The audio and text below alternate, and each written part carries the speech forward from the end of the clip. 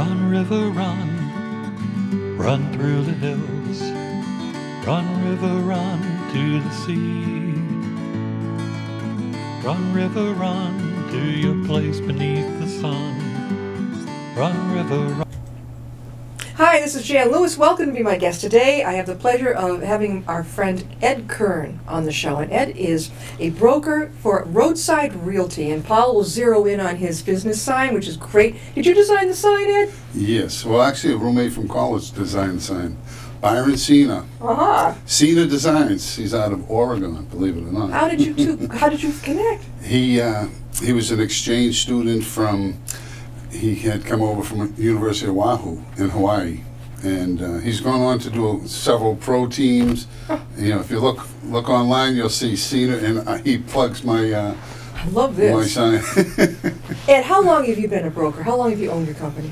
I've owned my company approximately 4 years, but I've been in the business since 04-ish. Mm-hmm. Yeah. What got you into it?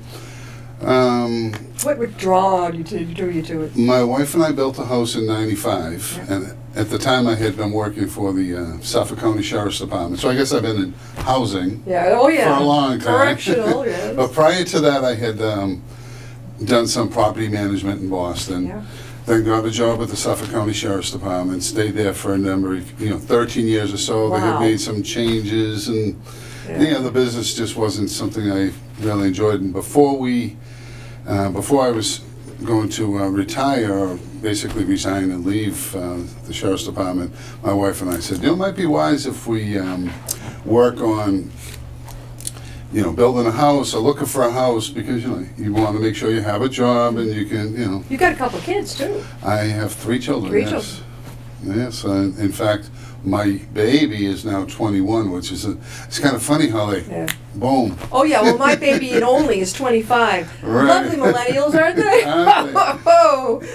are. We have them spread out across 21, 25, and 30. You've got a 25 So we have year the true, yes. Is that one going to be 25 or 26? He's 25, will be 26 in September. Mine will be 26 in May. Next month? Oh my God, he was born almost. I always kid him, I say, 30's creeping up on you, kid. Because in our generation was don't trust anyone over 30. True. Now, Ed, one thing, it's very obvious to a lot of us, and Ed is really great at this, sharing down to earth. The market right now, as a lot of us see, is like over the top. Come on. I could see a house that's going for what, maybe $400 or $500, when we know a couple of years ago it would have gone for maybe $250, $280. Well, the thing is, if you sell your house now, you still might not make enough money to live where you want to live, in your town maybe.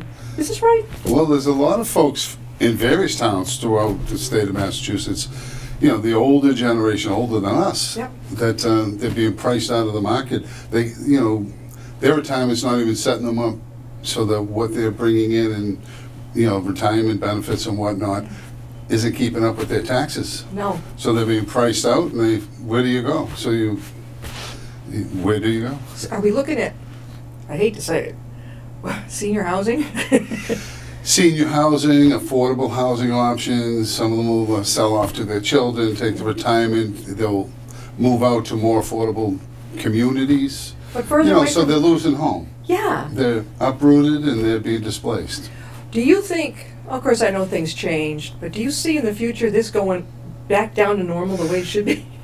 I think, as an industry standard, from the time we were children, up and down, up and down. There's always lands higher than where it was 10 years earlier. Right. Do I see it dropping off, a third world war or something, putting us all, out of our homes? Yeah. No, I don't. But, who am I? I'm not an economist. One thing, I've noticed too, and you see it all the time, is that something, let's say a condo is on sale for $280. Mm-hmm. But in this day and age, it used to be that people would, we'll offer $260, and the other one might open $270. Now they're so competitive for what's there. They're going for like a $300. Or what is this? And then you have an HOA that's out of sight.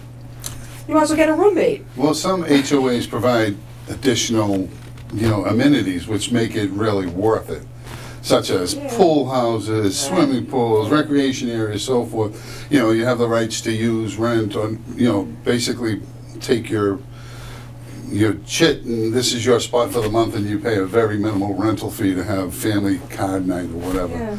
But just to back up a bit, what you were saying there, I find that the house that's 280, it's driven by what the market is calling, 280.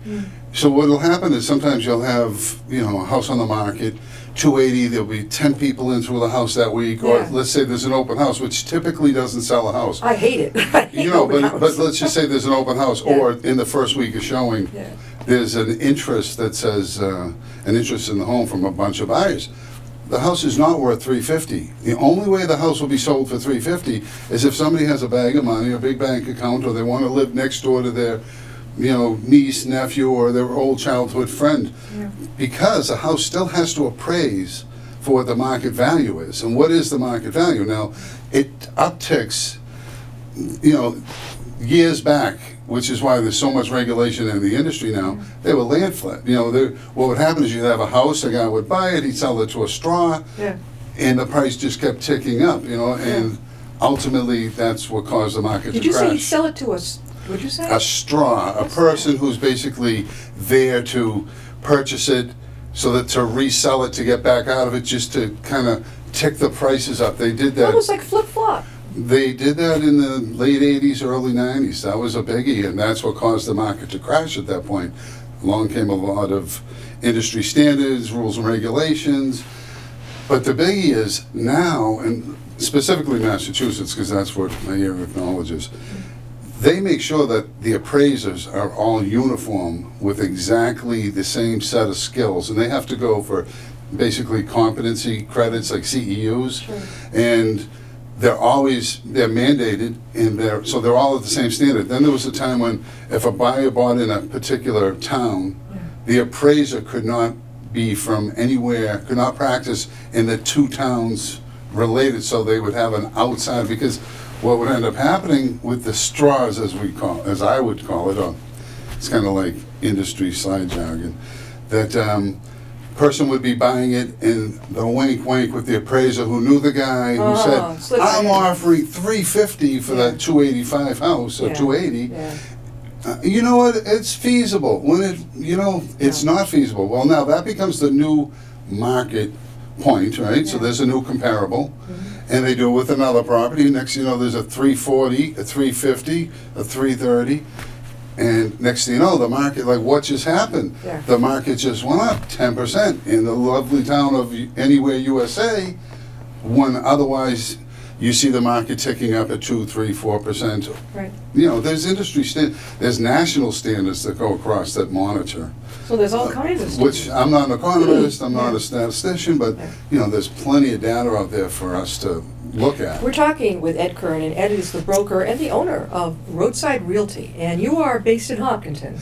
I am based anywhere my car takes me in the state of Massachusetts, but my office is. How can they reach you, Ed? Okay, again, Ed Kern, Roadside Realty, and I can be reached via email at roadsiderealty@gmail.com, or at my personal email, ejkern@verizon.net. That's Kern. Yes, Kern. And I believe Paul, our cameraman, will take a picture of the sign that I brought along that they asked me to bring here. But also my cell phone, which 24/7, feel free to give me a call, leave a message, and I'll be back to you fairly promptly. And that's at 617-827-1712.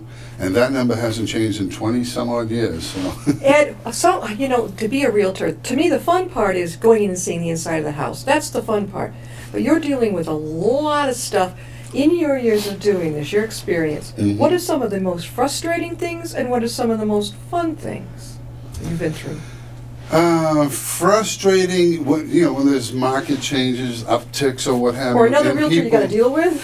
Well, you deal with that. I mean, that's personalities, that's part of the negotiation. But I guess when the market upticks and people their expectations, that their dream is here, and all of a sudden there isn't a quick bounce up, and now they can't get to where they want to be.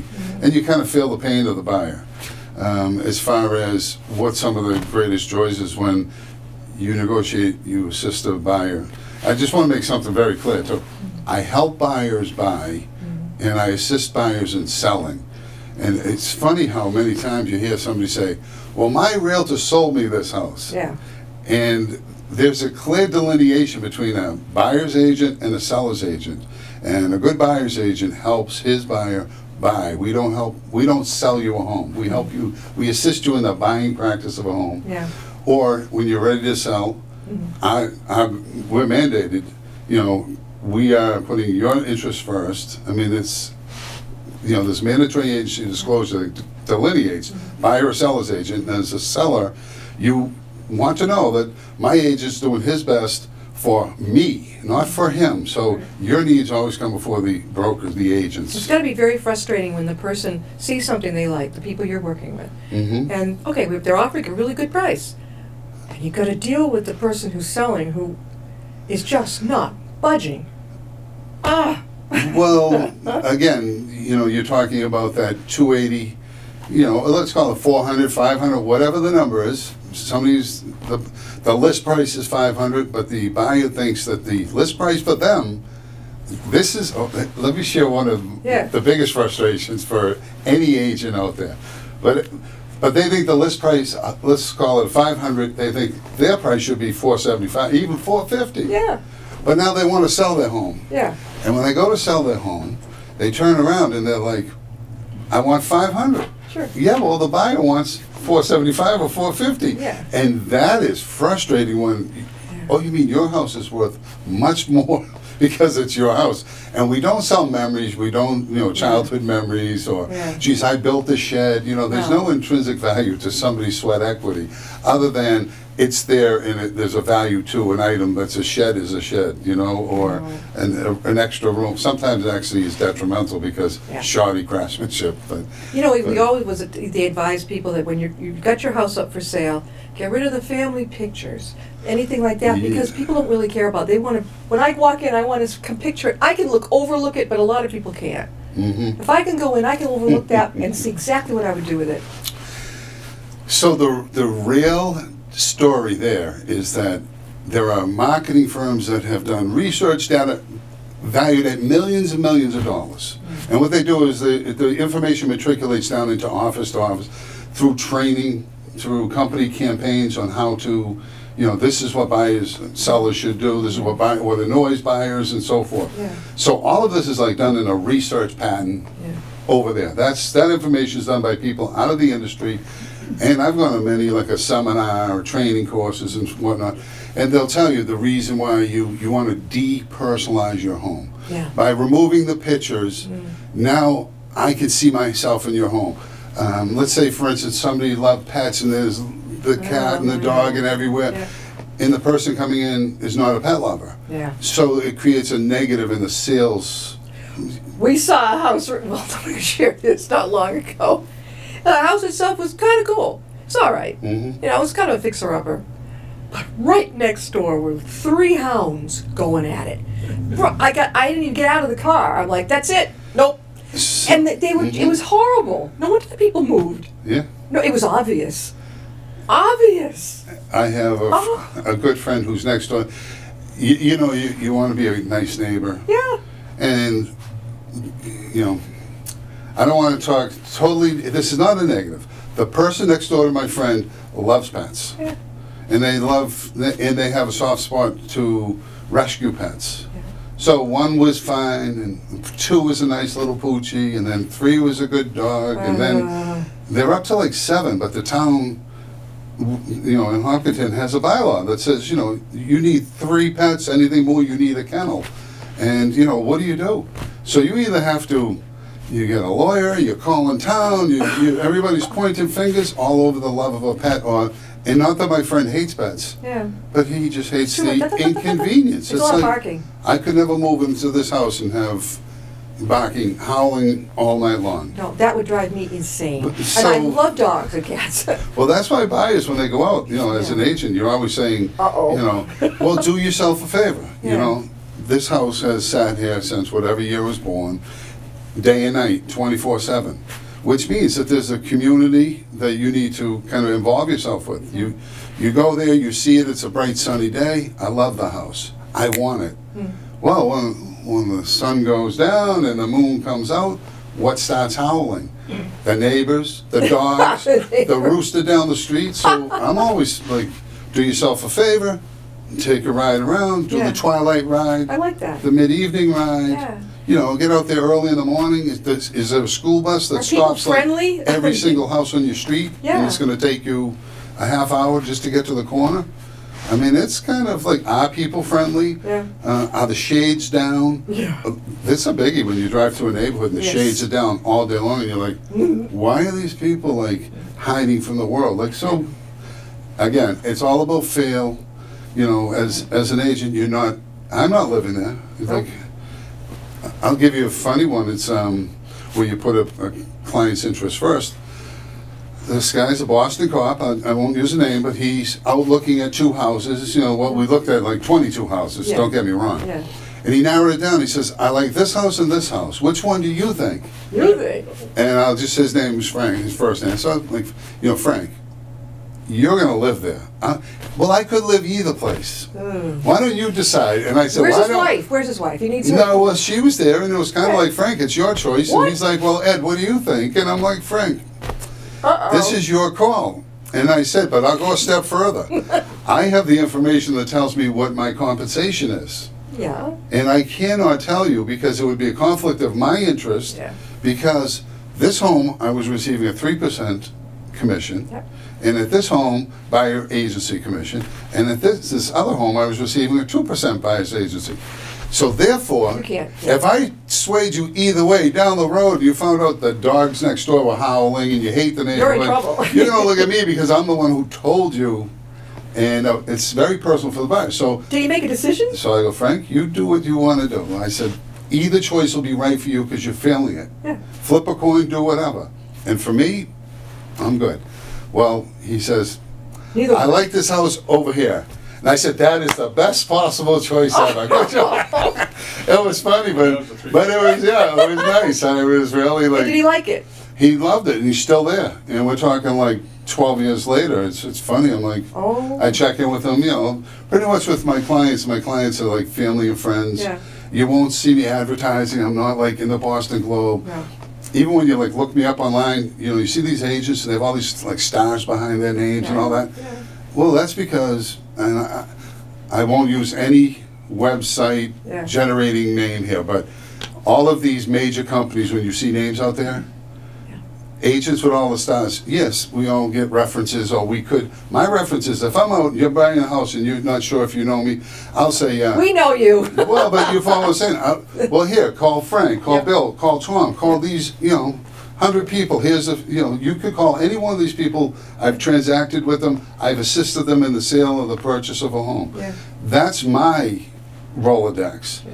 But when I look and I see online, so I actually take pride in the fact that it'll say like 0 sales because they only post the sales if you're paying them to boost your numbers or to, Oh, okay. you know, and like they tell you, can you just get 5 references? No, just it doesn't matter who. This is the salespeople in these Yeah. websites, Yeah. and then we can fill you in, and then we can update it. It's like disingenuous.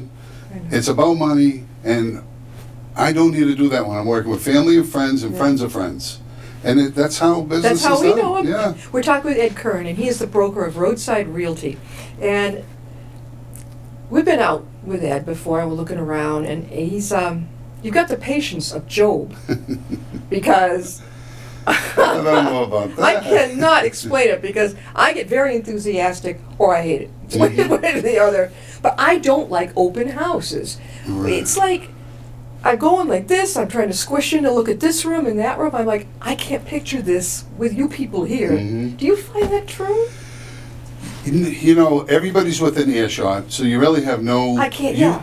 And literally, you know, a look or a sigh or a is worth $1,000 Yeah. or 10. And I don't want to feel competitive. I don't like that feeling. Well, you're not competing. Well, you are. Yeah. It's the agent who's representing the seller, and typically the seller's not there. Yeah. Okay, so Hopefully, maybe we the had- 15 people at the open house are bumping elbows, like you said. You're feeling pressured. Didn't like it. And what typically there's one buyer and they come with 2 or 3 friends, and another buyer has 2, and the mom and dad bring their 3 children, and before you know it, you're all bumping into each other. But you typically just go cordially. Hey, I go to look at the vitals. A quick spin through the basement, see the heating system, see what's up. Is the electric up to code?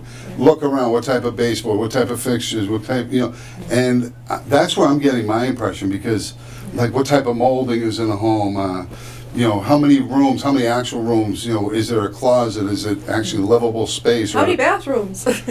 How many bathrooms, how many parking spaces? How's that kitchen? So you kind of review the listing sheet, and then I'm checking for accuracy, but I'm also checking for the quality of the home, because when you're with a buyer, and the buyer's, I know that furnace, now follow me, I'm not a plumber, I'm not a furnace guy, but I can tell you that furnace is going to be replaced in 5 years. And I can look at that roof, and I know from my experience that roof's going to be replaced in X amount of years. Yeah. Or, you have somebody who says like, oh, there's like black stains, that needs to be replaced. And it's like, no, that roof's perfect. Yeah. That roof probably has 20 years left. So I'm there to and that's where a lot of my extra skills come by, building and having been kind of in the trades. Like my dad owned a machine shop. We were always, turning a wrench, running a mill, mill machine or what have you. Growing up doing, slurry trenching down in Long Island at college, coming back, helping guys with forms, carpenter's helper, Your dad was in the roofing. trenches. Well, my dad was actually more a specialist in the machinery business. But, nice day, the painter, buddy needs, hey, so-and-so, Artie's looking for an extra painter. You like my accent, right? Artie, Boston. And Well, how can they get a hold of you? Very easily. Cell phone 617-827-1712, or my personal email, ejkern@verizon.net, or my business is at roadsiderealty@gmail.com. That's pretty much my 3 contact Ed points. knows about this story. I hope you remember. Years ago, my husband and I were just out there looking, and we looked at a condo. And I always think there's going to be no one there except the realtor, right? So you walk in and you start to look around, and you're relaxing, and you're like, wow, this is really cool. And I'm looking, and I'm getting looking at the cabinets, the girl thing and everything. All of a sudden, it was like, remember the Munsters? The monster father comes up from the stairs. The thing opens like this.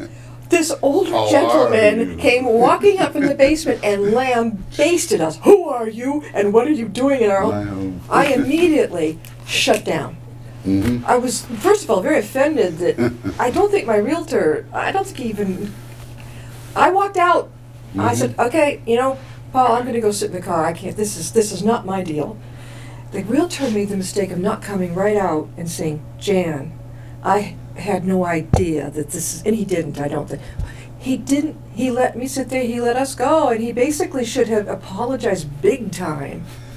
Well, of course. I mean, it was a shock. You verify appointments. We sure There's did. no question. Yeah. Meaning you should have been, your agent should have been verifying the appointment. I know, and it was scary. Following up to, I know. This older gentleman, he was moving out. I understand it. I have a heart. I understand it's tough.